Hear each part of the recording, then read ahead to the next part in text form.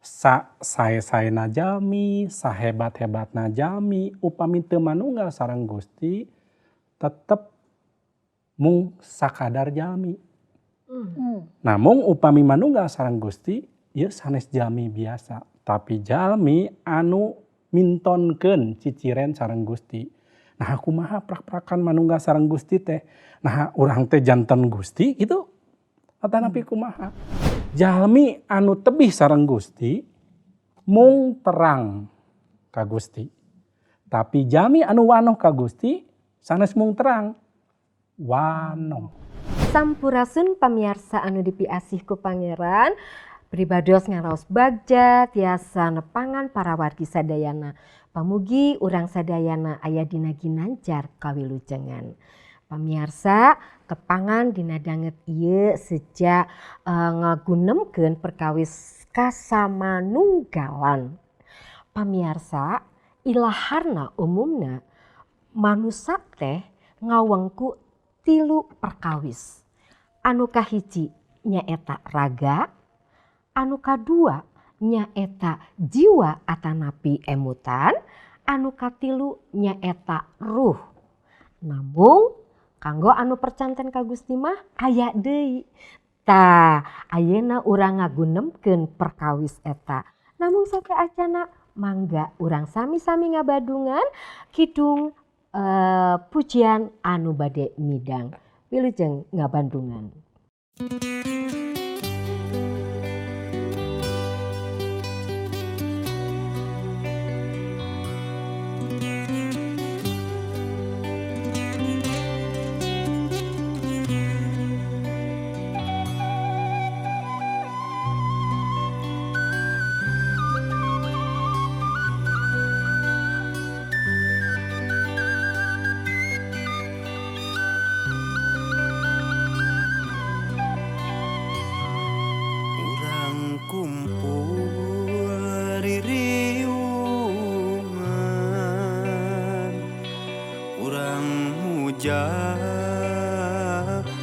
Babarengan kumpul riung sauyunan mulyakeun asma Pangeran sanggakeun sembah karama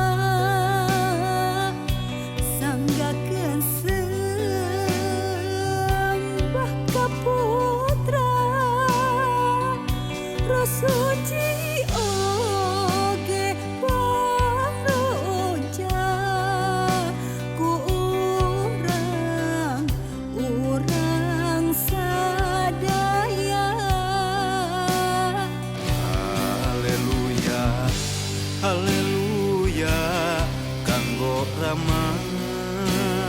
Haleluya, haleluya, kanggo Putra, Oge karo suci nu ngaping siang jeung wengi Rama Putra Roh Suci eta Gusti nu sajati.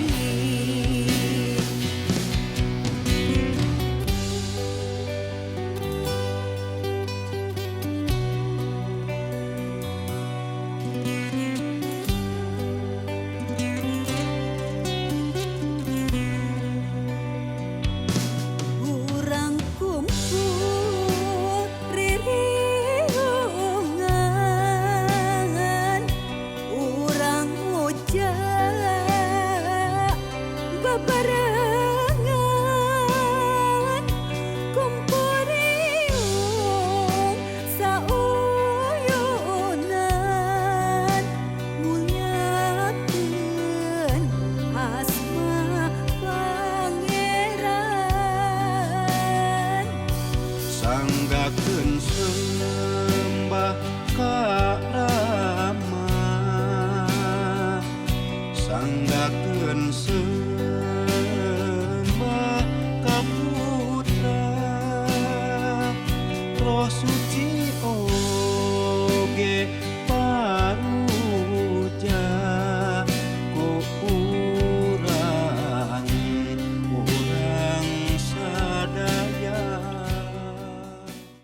Para wargi, pamugi kidung pujian tadi tiasa ngajantenkeun kakiatan oge janten berkah kanggo urang sadayana.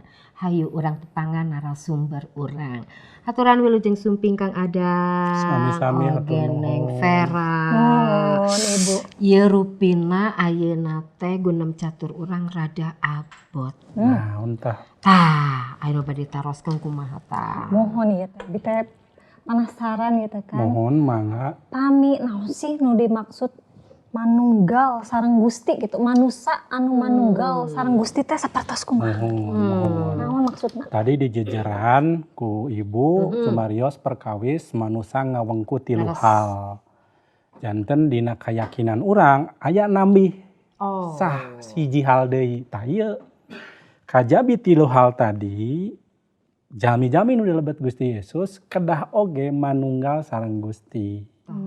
Aya tambihna margi sae-saena jami, sahebat-hebatna jami upami teu manunggal sareng Gusti tetep mung sakadar jami.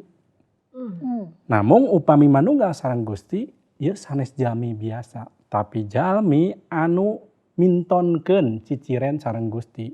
Nah kumaha prak-prakan manunggal sareng Gusti teh? Nah urang teh janten Gusti gitu.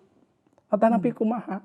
Tangtos dina pangandika Gusti urang tiasa terang paos yen anu dimaksud manunggal sareng Gusti teh sanes perkawis esensi.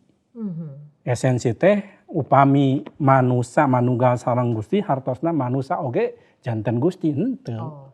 Namung dina pangandika Gusti mah nu dimaksud manunggal sareng Gusti teh nyaeta dina wangun relasi hubungan. Kamanunggalan teh dina hubungan sanes dina esensina. Dugi ka iraha ge manusa masalah ku ciptaan tetep ciptaan. Namung manusa anu ieu ciptaan ieu tiasa ngaganduhan relasi sareng Gusti tah eta anu disebat panunggal teh. Langkung paos hayu urang tinggal dasarna dina pangandika Gusti. Abdi bade ngaoskeun nu kahiji dina Yohanes 15 ayat 4 dugi ka 5. Kieu pangandika Gusti, sing tetep ngahiji di kami oge baris tetep ngahiji di maraneh. Maraneh anu jadi dahan-dahan moal baruahan lamun henteu ngahiji di kami. Sabab dahan mustahil buahan lamun henteu ngahiji dina tangkalna. Kami tangkalna maraneh dahan-dahana. Sakur anu tetep di kami sarta kami tetep di maraneh tangtu buahan jeung leubet. Sabab lamun henteu jeung kami mah maraneh moal barisa naon-naon. Tah eces pisan di dieu yen manunggal sareng Gusti teh patali sareng lir upama dahan tangkal sareng tangkalna. Gusti Yesus salaku tangkalna. Urang moal ngahasilkeun naon-naon sok sanaos urang ngawengku tilu hal. Kalayan jangkep beres roes anu tilu hal tadi raga, jiwa, emutan sareng roh. Sok sanaos eta jangkep tapi upami urang henteu ngahiji sareng tangkal kahirupan masih keneh aya kakirang moal buahan. Tah kitu numutkeun Yohanes 15 ayat 4 dugi ka 5. Salajengna Neng Pera nuhunkeun dipangaoskeun dina Yohanes 17 ayat 21 dugi ka 23. Mugi eta jalmi-jalmi oge didamel jadi sahiji.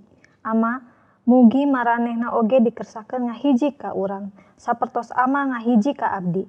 Abdi ngahiji ka ama. Mugi maranehna dihijikeun supados dunya percayaeun yen amat parantos ngutus abdi. Maranehna parantos disina nyandang kamuliaan abdi anu ti ama teh. Sina ngahiji sakumaha abdi sareng ama teh hiji.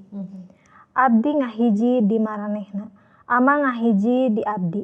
Dugi ka maranehna sakumna jadi hiji, dugi ka dunya sinaterangeun yen ama parantos ngutus abdi, sareng sinaterangeun yen ama mika asih ka eta jalmi-jalmi sakumaha mika asih ka abdi.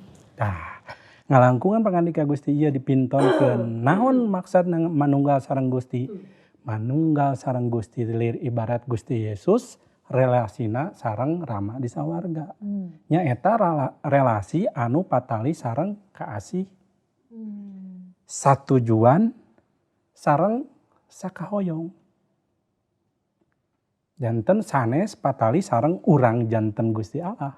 Tapi relasi hubungan anu ngawengku kadedeh kaasih. Upami urang dilebet Gusti tangtos mibanda kaasih sakumaha Gusti Yesus sareng Rama saling silih pikadede. Upami urang manunggal sareng Gusti Yesus urang gaduh tujuan anu sami. Moal tujuan manusia tapi tujuan Gusti anu sae anu kamana. Upami urang manunggal sareng Gusti Yesus urang oge gaduh kahoyong anu sami. Moal hoyong ngalajur nafsu, tapi hoyongna ngamulyakeun Gusti. Tah, aces pisan didinya, henteu cekap didinya, punten Bu pangaoskeun. Galata 2 ayat 20. Galata 2 Ayat 20. ayat anu ka-20 anu kieu unggelna. Ayeuna anu hirup di jero diri simkuring geus lain simkuring tapi Kristus. Ye hirup anu keur dilakonan teh hirup reujeng percaya ka Putra Allah anu geus ngurbankeun hirupna ku anjeun kutina asihna ka simkuring. Tah, manunggal sareng Gusti teh saurna saur Galata 2 ayat 20, hirup urang teh lain hirup urang deui tapi hirupna Gusti Yesus. Hartosna naon? Ieu parobihan hirup.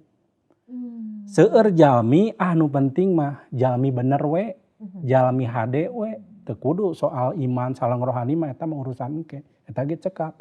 Namun anu percanten ka Gusti mah kawijaksanaan, kasolehan dunya hartosna nilaina kurang, pangajena kirang. Anu leres nya eta jalmi kedah ngajalanan hirup sakumaha Gusti Yesus, mintonkeun Gusti Yesus. Ieu upami bahasa umum nama transformasi batin dirobih sapertos kitu.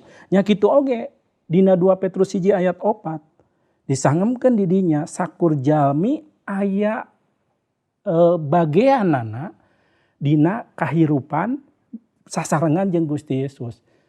Hartosna wih deui kanu tadi naha manunggal sareng Gusti teh urang ngajanten Gusti henteu. Dina 2 Petrus 1 ayat 4 urang teh partisipan di dinya. Dina hal kasaean, dina hal anu patali sareng hal rohani urang teh ulu biung bagean anu di dinya sanes urang sadarajat sareng Gusti. Tah eta perkawis hartos. Manunggal sareng Gusti sanes dina hal esensi namung dina hal relasi atanapi hubungan.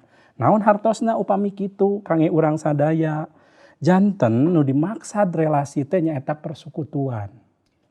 Urang hirup sasarengan sareng Gusti, urang aya dina kawasa Gusti, tujuan hirup urang teu tebih ti tujuan Gusti, kahoyong urang oge kahoyong kangge ngamulyakeun Gusti.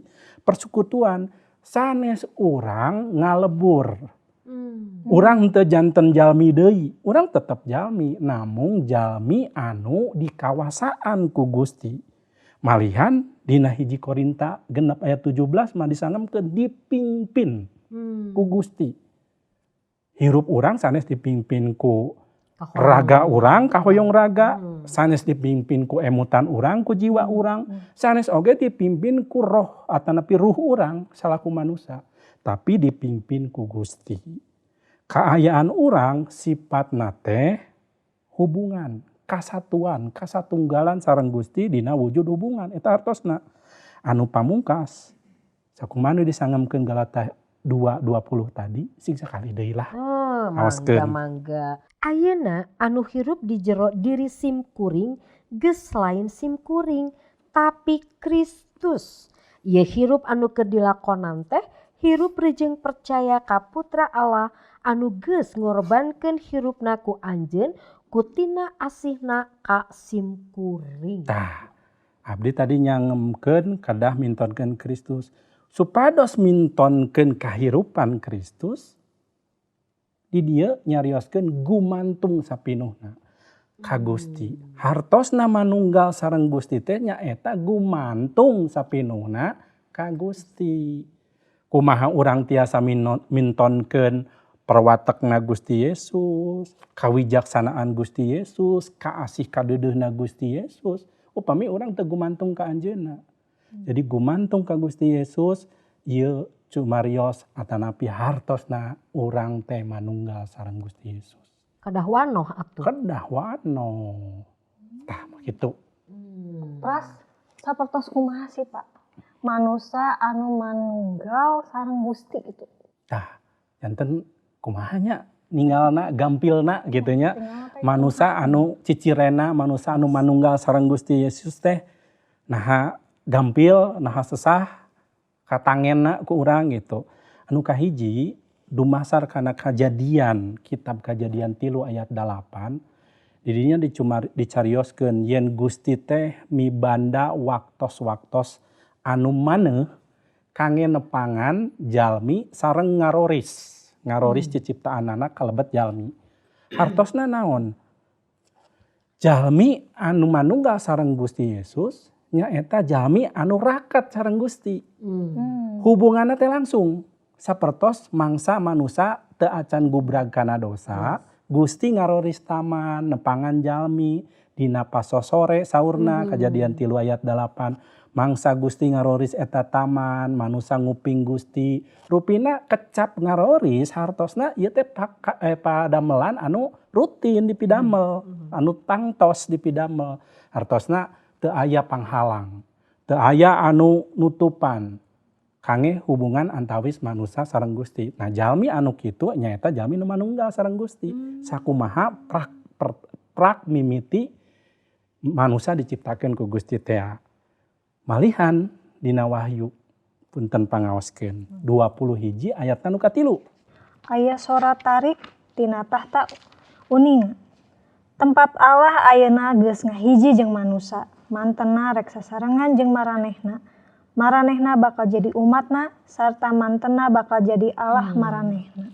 Tah, Gusti Allah sasarengan sareng manusia. Sakumaha gambaran waktos manusia teu acan gubrag kana dosa, tigebrus kana dosa dina Kajadian 3 ayat 8. Engke hiji mangsa saparantos kahirupan anu ieu di kalanggengan eta kaayaan euih deui. Nyaeta Gusti Allah sasarangan sareng manusia. Janten anu namina manunggal sareng Gusti teh cicirena dina kahirupan jalma nyaeta ayana kehadiran atanapi hadirat Gusti Allah dina diri jalmi eta. Katingal tiasa disebatkeun, tiasa disimpulkeun jalmi anu manunggal sareng Gusti Allah nyaeta jalmi rohani. Sagala rupi hal ditilik, ditinggal dumasar kana bebeneran nilai-nilai pangajen rohani. Anu salajengna. Naon cicire anu salajengna? Nyaeta raket sareng Gusti. Margi penting. Jalmi anu tebih sareng Gusti mung terang ka Gusti. Tapi jalmi anu wanoh ka Gusti sanes mung terang wanoh. Antawis terang sareng wanoh benten pisan atuh. Abdi terang Pak Prabowo. Tapi teu wanoh ka anjeunna. Kumaha sadidintena, naon pangaresepna, kumaha kabiasaan-kabiasaanna ilaharna. Terang Pak Prabowo salaku presiden. Mari tebih abdi teu wanoh ka anjeunna. Tah jalmi anu manunggal sareng Gusti cicirena wanoh ka Gusti. Terang saha Gustina. Kiat imana henteu gampil dipalerkeun kuno halna we bagi naon anu dipika hoyong ku Gusti. Leres. Wanoh ka Gusti. Moal nguciwakeun Gusti. Nu dipika hoyong ku Gusti ieu di jalanan, dilampahkeun, di tedunan. Margi wanoh teh sakumaha relasi urang anu caket sareng pasangan, sareng murang kalih, sareng wargi. Kan urang kedah terang. Kedah wanoh sanes mung terang maksud abdi. Urang kedah wanoh ka aranjeunna sewang-sewangan. Teu tiasa urang nyanak cacanakan kikintunan ka rama misalna sanes anu dipikaresepna. Wah Kan kaget ya. pamohalan caur rama teh nyanak naon eta? Cuk bawa ka ditu bapa mah resep cenah. Teu mangpaat. Nah teu mangpaat. Sadayana pasti nyanak teh anu dipikaresep. Di mana tah terangna? Margi wanoh. Karesep si bapa mah yeuh kopi hideung. Nah misalna. Kulub hui. Kulub hui tah. Entong nyanak pizza. Kayak bilih ditolak gitu. Sebelah komo deh. Tah anu karari itu. Tah gitu. Tah upami implikasina kumaha tah. Implikasina naon anu tiasa dicandak Leres. kana kaayaan ayeuna nya. Tangtos ieu sae pisan. Penting pisan sanes mung urang cumarios perkawis konsep sareng sajabina nya. Tapi kumaha sih gampilna urang ngalarapkeun patali sareng manunggal sareng Gusti teh. Anu kahiji punten pangaoskeun heula dasarna dina hiji Yohanes 3 ayat 6. Hiji Yohanes 3 ayat anu kagenep. Mangga sakedap. Mohon dina ieu pangandika Gusti eces heula eces ka urang tuntutan kangge urang patali sareng implikasi nu kedah ku urang di jalanan. Angga hiji Yohanes 3 ayat anu kagenep anu kieu unggalna. Jadi sing saha anu hirupna ngahiji jeung Kristus ulah nyieun deui dosa. Da ari nyieun keneh mah tandanding acan nenjo jeung can terang ka anjeunna. Ulah ngangken abdi manunggal sareng Gusti, abdi percanten sareng Gusti, abdi hirup ka manah ku Gusti, tapi laku lampah papalimpang. Da Gusti mah teu mungkin atanapi pamohalan milampah dosa. Kumargi kitu urang kudu hirup suci di dieu. Gusti teh suci sanes, hakikat Gusti teh suci. Janten urang oge ngangken manunggal sareng Gusti kedah suci. Eta nu kahiji. Nu salajengna urang kedah ngandalkeun Gusti. Galata tadi 2:20 nyangemkeun urang gumantung ka Gusti eta. Kedah leres-leres ngandalkeun Gusti.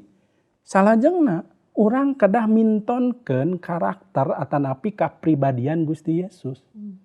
Henteu ngemut nu awon, henteu cumarios anu cawokah, henteu milampah anu awon boh di mata hukum atanapi dina kahirupan sosial. Gusti Yesus teu aya cawadeunana. Mangsa anjeunna bade dipentang di salib dugikeun ka dipilarian kalepatana teh. Teu aya. Teu kapendak. Dugikeun pamarentah waktos harita. Teu wantun ngajatuhkeun atanapi mutuskeun hukuman. Margi teu kapendak. Kitu oge Herodes. Kumaha cenah? Dinu perkawis naon teu aya. Kitu oge sapanjang anjeunna jumeneng Gusti Yesus teu kapendak salaku jalmi anu cacad.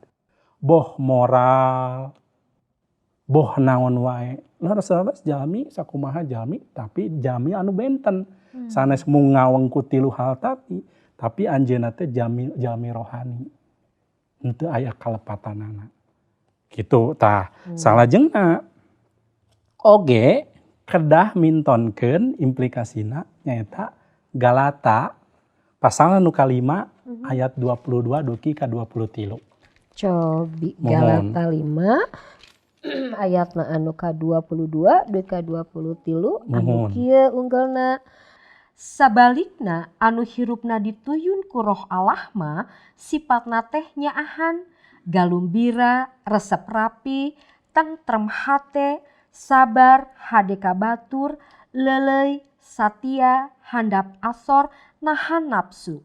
Ieu kabeh teu aya anu patukang tonggong jeung hukum. Sifatna teh nyaahan nu kahiji. Nyaahan. Margi kanyaah anu sajati sanes kanyaah anu sumpingna ti manusa atanapi antara manusa sareng manusa. Kanyaah anu sajati nyaeta kanyaahna Gusti Allah anu disebat kanyaah agape. Kanyaah anu ikhlas, henteu meredih, henteu hoyong teu aya saratna, teu hoyong dibales nyaeta kanyaah anu dimaksud eta. Kedah nyaah sifatna teh. Galumbira hartosna dilebet Gusti piraku. Galumbira teh hal anu sae. Galumbira teh obat. Ulah ngulubus we, murukusunu we, Prangot cenah. Kedah resep rapi, tentrem hate, sabar, hade kabatur, leuleuy. Aduh zaman ayeuna ieu sesah pisan leuleuy. Pokona mah ka gider sakedik langsung hurung. langsung moncorong. Leuleuy teh sanes berarti lemah ya. Sanes leuleuy teh hiji sifat anu teu geutas harupateun, teu gampang emosi, ninggal heula ditilik ditimbang heula. Cuma rios teh henteu naon teh Asal keluar henteu nyarepenya. teu geugnya atanapi henteu nyolot cenah saur bahasa barudak ayeuna mah henteu kitu. Leuleuy cuma rios nadana anu sae sareng sajabina. Naon deui? Satia. Aduh. Yo mahal pangaosna zaman ayeuna mah satia. Handap asor. Handap asor teh sasah pisan. Margi pan urang didorong ku gengsi. Hoyong ka ajen. Ieu dituntut supados handap asor. Ieu sifatna Gusti. Nahan nafsu. Aduh sasah oge nya. Dina hal sagala rupi urang diberung dituntut ku nafsu. Ngudag nafsu. Seueur jalmi anu model kitu. Tah ieu janten implikasina jelas pisan kange urang. Yen hiji mangsa atanapi jalmi anu nyangemkeun manunggal sareng Gusti tinggal ciciren ieu. Ieu berkah ti Gusti, henteu kedah ninggal ciciren dumasar kana kawijaksanaan jalmi, tapi sakumaha panyaur pangandika Gusti. Tah kitu. Nah, kumaha eta teh supados urang teh langkung wanoh ka mantena. Carana kumaha? Langkung wanoh ka Gusti, langkung caket ka Gusti. Ieu mangrupikeun hal anu penting. Nyaeta nu kahiji, urang kedah mibanda hubungan anu raket sareng Gusti. Mibanda hubungan anu raket sareng Gusti tangtos engke panungtunganana urang oge tiasa mintonkeun sakumaha Gusti. Sapertos kieu gampilna. Aya paripaos yen buah murag bubuahan maksudna bubuahan murag moal tebih tina tangkalna. Aya paripaos kitu. Upami tangkalna disangemkeun dinu aosan urang tadi Gusti, bubuahanna ge moal tebih. Tangtos kualitasna sae diraoskeun karasana aduh raos pisan bubuahan eta. Benten deui upami tebih sareng Gusti, tiasa janten katinggalna sae mantak naji, mantak nyanak kana kahoyong urang wah resep kataji pas diraosan teu raos. Tah kedah rumaket cumantel ka Gusti. Cindekna hirup urang kedah mibanda hubungan anu raket sareng Gusti, ulah pegat, ulah tebih sareng Gusti supados wanoh ka Gusti, Gusti oge wanoh ka urang. Saurna Rama dilebet Gusti Yesus dilebet Rama, Gusti Yesus mundut supados jalmi-jalmi nu percanten ka anjeunna oge aya dilebet Gusti Yesus sareng dilebet Rama. Hartosna sami-sami mintonkeun kasatunggalan. Kasatunggalan watek, kasatunggalan tujuan, kasatunggalan hirup anu dipikohoyong nyaeta kahoyong sakumaha Gusti mikahoyong. Ieu hartosna tabeat Gusti Yesus kedah katemong, kedah katinggal. Tah sakitu. Janten langkung wanoh oge eta teh tangtos kumaha urang tiasa langkung wanoh teh teu tiasa kitu wae. Ku sering ngadangukeun piwuruh. Leres pisan. Ngaos pangersana dinu kitab suci ieu Leres urang pisan. langkung wanoh pisan. Luar biasa seueur keneh ieu teh patarosan. Ini waktosnya atuh tambihan deui nya. Nya. Sengkeret waktos. Pamirsa mung sakieu anu tiasa didugikeun pamugit tiasa ngajantenkeun berkah kanggo urang sadayana. Ulah hilap ye di layar kacana sewang-sewangan aya nomor anu tiasa ku pamirsa dihubungi naon wae aya patarosan. Sok sanaos panginten rada ti luar ieu oge teu sawios upami siap anu naros Mohon mangga wae. Pamugi janten kakiatan kanggo urang sadayana. Hatur nuhun pamirsa, Gusti Yesus ngaberkahan. Amit.